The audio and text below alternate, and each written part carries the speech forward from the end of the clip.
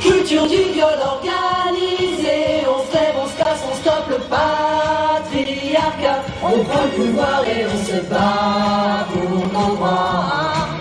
Les femmes sont mal payées, les femmes sont exploitées, toujours les premières de corvée. Des femmes honorons la mémoire, bafouées, lésées, enterrées par l'histoire au Panthéon. On veut les faire entrer, stop à l'invisibilité. Les femmes, si c'est LGBT, toutes des sorcières. Vive la diversité, ensemble et fiers. Rien pour nous arrêter, allez on crie sororité.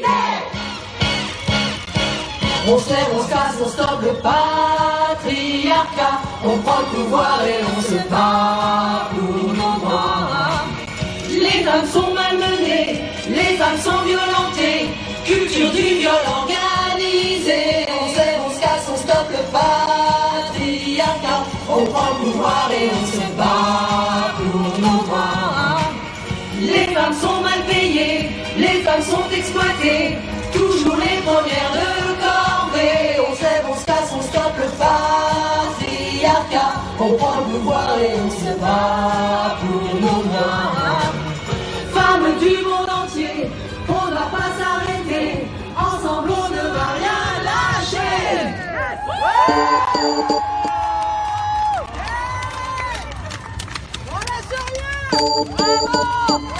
Bonjour à toutes, bonjour à tous, bienvenue pour ce 17e hebdo des luttes et merci pour votre fidélité.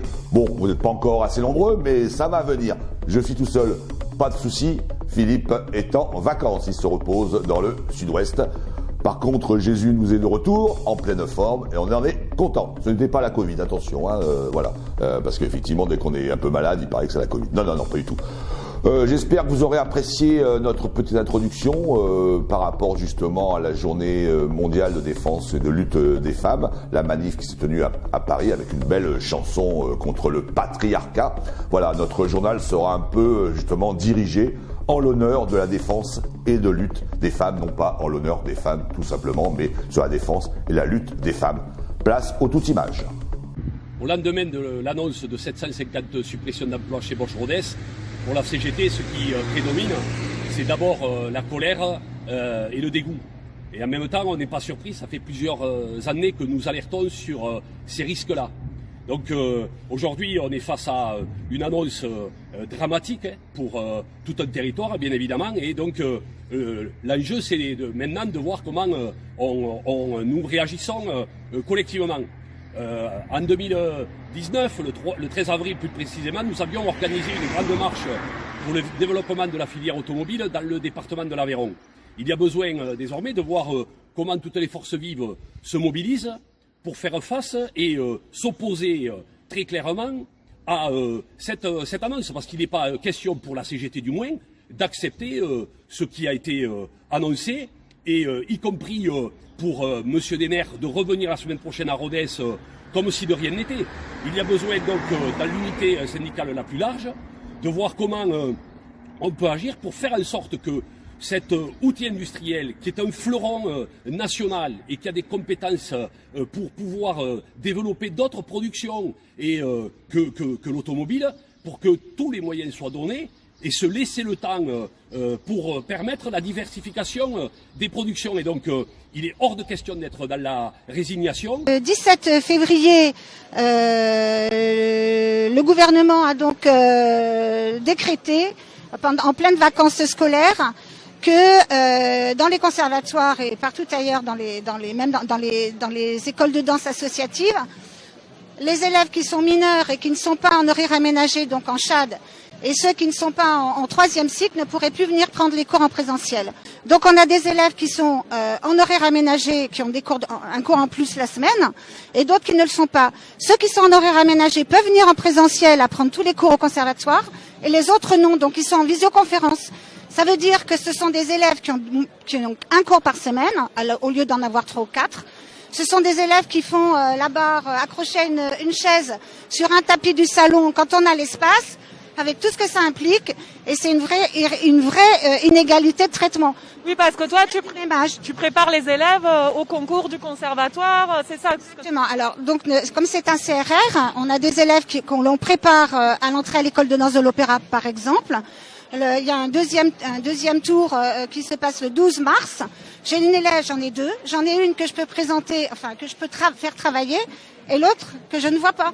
Donc il y a vraiment une inégalité de traitement entre eux. On n'a aucune visibilité et on ne sait pas jusqu'à quand ce décret va tenir. Donc on n'a pas été concerté, on n'était pas au courant, en pleine vacances scolaires en catimini.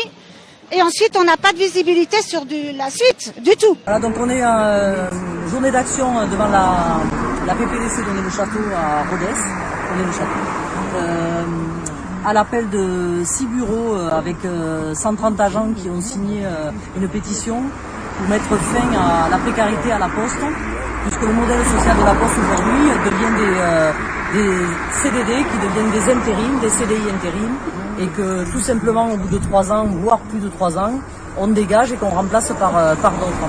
Donc comme à la CGT, on est effectivement sur des propos mais aussi des actes.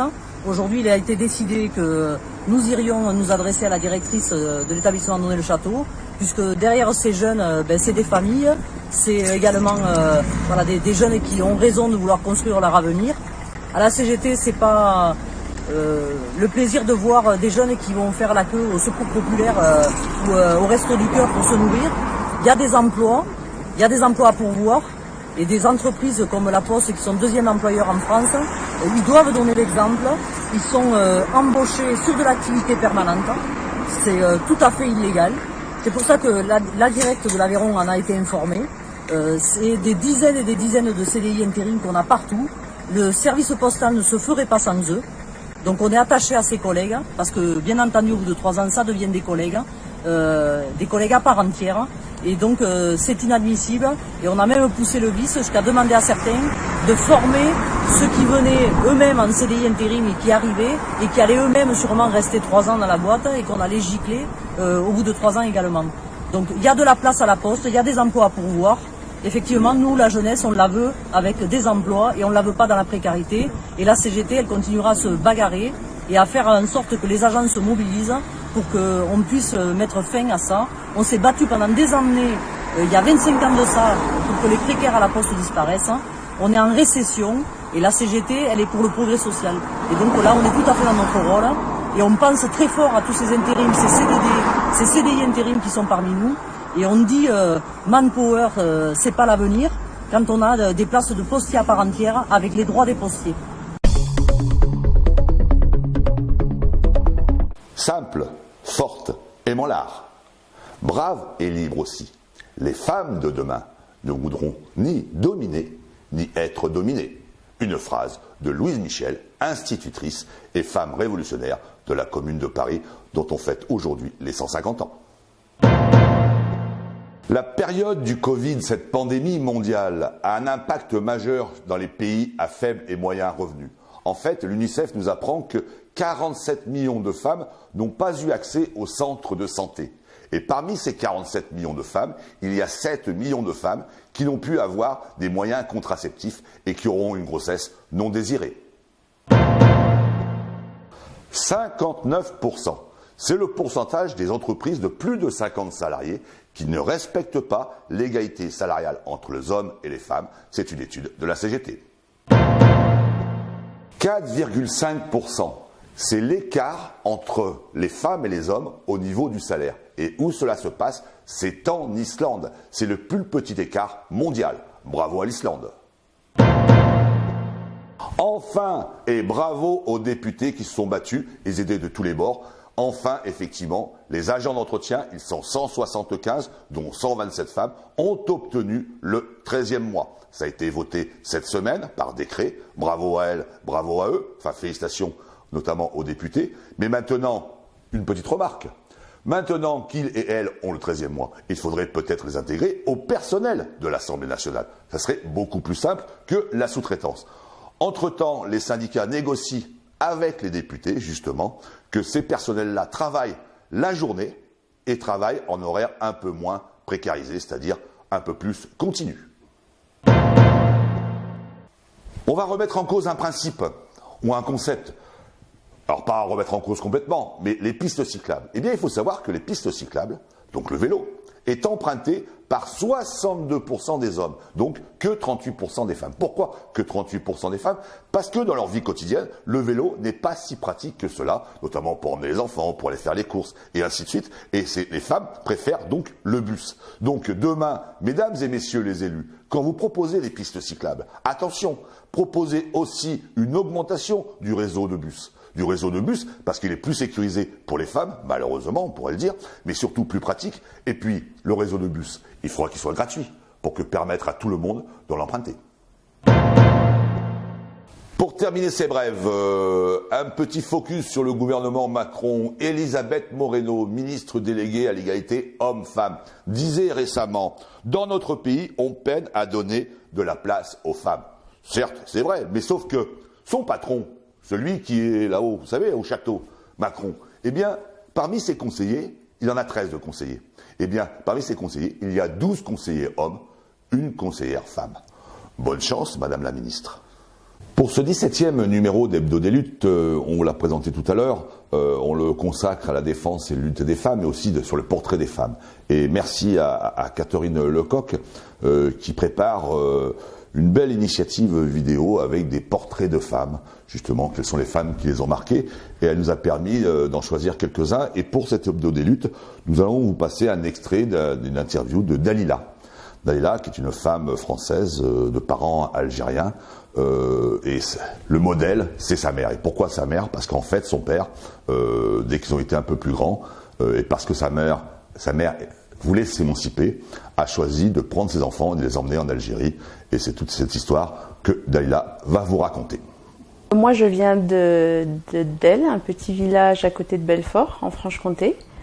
J'ai vécu jusqu'à l'âge de 15 ans et je suis originaire d'Algérie. Donc mon père et ma mère sont algériens. Mon père est arrivé en France à l'âge de 18 ans et ensuite ma mère l'a rejoint. Et je suis née en France. La femme qui m'a marqué le plus, c'est ma mère, bien sûr. C'est elle qui m'a élevée, c'est elle qui s'est battue pour nous. Parce qu'à l'âge de 6 ans, mon père nous a enlevés. Il voulait que ma mère et nous, moi, mes frères, j'ai une sœur et deux frères à la base, il voulait qu'on reste en Algérie. Quand mon père a vu qu'elle commençait à s'émanciper et tout ça, et ça lui a pas plu, donc il s'est dit je vais enlever les enfants, les amener en Algérie, comme ça elle sera obligée de les suivre. Et à l'époque, en Algérie, s'il n'y avait pas d'autorisation paternelle, les enfants ne sortaient pas du pays, même s'ils étaient nés en France. Du coup, mon père nous a amenés un jour, il nous a dit je vais vous emmener vous promener, et on s'est retrouvés en Algérie. On a voyagé jusqu'à Lyon, ensuite à chaque fois on disait mais on est bientôt arrivé, Oui. Il s'est arrêté à Lyon, il nous a acheté quelques vêtements, des pyjamas, et on s'est retrouvés en Algérie. Au début, il nous a déposés dans la famille de ma mère, et ma tante, elle a commencé à l'engueuler, lui dire non, les enfants, tu les gardes, c'est tes enfants, tu veux les déposer où? Du coup, il nous a récupérés, il nous a emmenés chez sa mère qui habitait un peu à la campagne. Donc on s'est retrouvés un peu perdus, quoi. Surtout que il se réveillait le matin. Il se réveillait au milieu de la nuit, il s'en allait, il nous abandonnait, on repartait en France. On se retrouvait avec notre grand-mère paternelle qu'on connaissait à peine, et voilà, on a été scolarisés. Après, j'ai pas le souvenir de combien de temps ça a duré, mais je sais qu'il nous a enlevés 3 fois. Et à chaque fois, ma mère a réussi à nous récupérer avec des connaissances, parce que c'était pratiquement impossible de sortir des enfants sans autorisation paternelle. Oui, ma mère, c'est vraiment un modèle pour moi, parce que elle trouve toujours une solution à tout. Elle m'a appris à être autonome. Elle m'a appris à me battre toujours pour avoir ce que je veux dans la vie. Et voilà, c'est vrai qu'elle tient ça de son père, je pense. Mon grand-père, quand j'étais adolescente, il m'a dit « Ne dépends jamais d'un homme ». Il m'a dit « Travaille, compte que sur toi-même. Ne dépends jamais d'un homme. Et ton salaire, et d'ailleurs, heureusement qu'il m'a dit ça, parce que j'ai jamais pu compter sur sur le père de mes enfants, par exemple. Au bout de 13 ans de mariage, on s'est séparés et heureusement que j'ai été autonome, que j'ai pu faire ma vie, offrir à mes enfants une maison, tout ce qu'ils désirent, quoi. De par mon travail aussi, je suis costumière et pâtissière aussi depuis 3 ans. Je me suis reconvertie en pâtisserie, mais je pratique mes 2 métiers. Donc je travaille dans le milieu du spectacle, au niveau des costumes. Tout ce qui est théâtre, opéra, cinéma, selon la demande et selon les occasions. La culture en danger. Ici même, dans cet hebdo, on en a parlé régulièrement et on continue d'en parler parce qu'effectivement, la culture est vraiment en danger. Des milliers d'intermittents du spectacle de toutes catégories professionnelles, on ne sait pas comment ils vont se sortir de cette pandémie parce que le gouvernement a décidé de ne pas les écouter et les entendre. Donc, manif le 4 mars à Marseille. Actuellement, à l'Odéon à Paris, le théâtre de l'Odéon à Paris est occupé par la CGT Spectacle et par les salariés même de l'Odéon, y compris avec d'autres intermittents. Nous avons choisi ce gros plan pour justement mettre en avant ces 2 initiatives à Marseille et à Paris. Aujourd'hui, ça fait 1 an. C'est pour ça que le 4 mars est important. Aujourd'hui, cela fait 1 an que les jauges ont été réduites. Certes, tout a été fermé le 16 pour nous. Mais cela fait 1 an que les jauges ont été réduites, que nous avons commencé à perdre des emplois. 1 an de rien, c'est 1 an de trop. Donc il va falloir se bouger, les amis, se retrouver très prochainement et aller dans des lieux qui peut-être pourront nous écouter. Là on a apporté quelques draps et puis des duvets quoi, pour durer un peu plus quoi. On est là depuis jeudi, on a pris l'Odéon et on a pris Racine et on est très contents d'être là. Nous, occupants et occupantes de notre théâtre de l'Odéon, demandons le libre accès à la place et au bâtiment. Ouvrez l'Odéon! On demande de pouvoir travailler et on demande d'avoir la garantie de tous les droits sociaux. Déjà, cette réouverture, elle doit être clarifiée. Nous voulons travailler d'une façon ou d'une autre. Qu'est-ce qu'on fait pour le permettre? Pour l'instant, ça n'a pas avancé. On a l'impression de ne pas être entendu. Mais il y a des choix politiques, il y a des arbitrages qui ne sont pas à la hauteur des enjeux. Dire que le gouvernement a toujours été à l'écoute et est conscient que la culture est essentielle, etc., eh bien, je ne parviens pas à vous croire.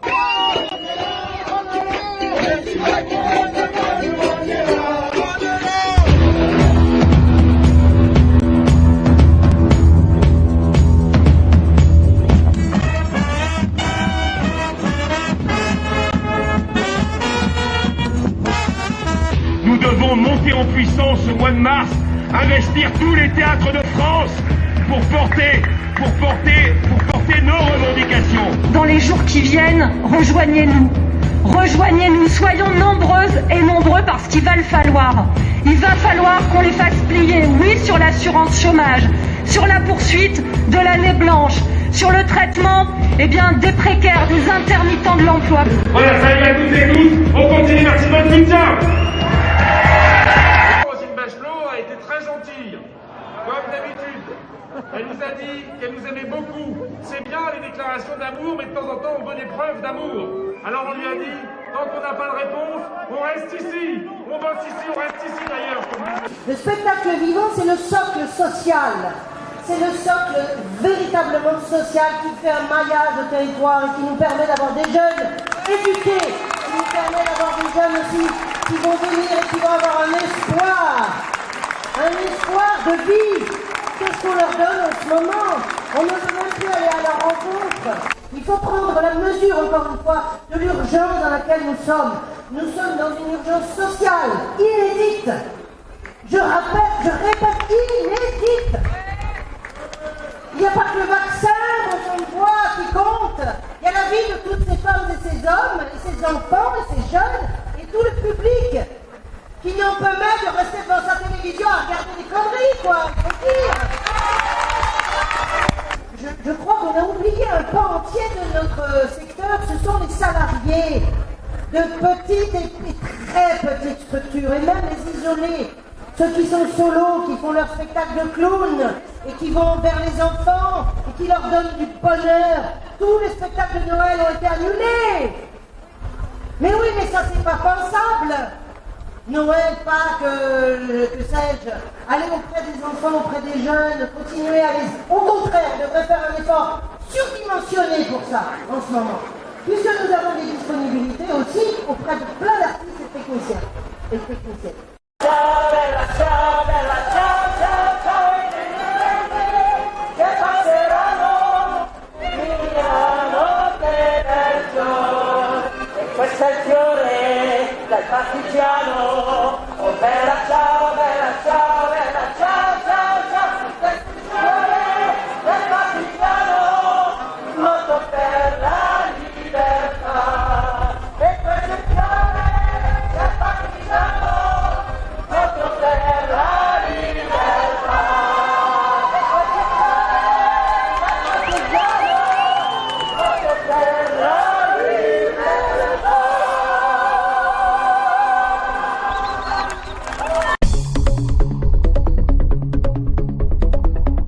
On change complètement de sujet avec un comment ça va au Havre, justement à l'usine Dresser-Rand qui appartient à Siemens Energy et qui veut fermer un atelier de Dresser-Rand. C'est en gros 300 familles à la rue dans quelques semaines peut-être. La CGT se bat contre ce PSE qui a été annoncé dès septembre dernier et là on reprend l'info à partir de la séance au tribunal d'instance pour savoir si le PSE était légal ou pas.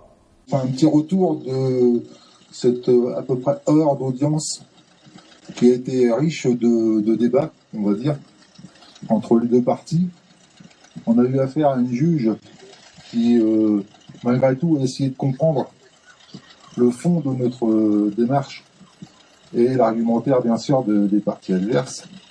Ceci dit, le problème, c'est que la validation du PSE, elle doit normalement intervenir le 18 mars et le rendu de jugement est donné au 23 mars.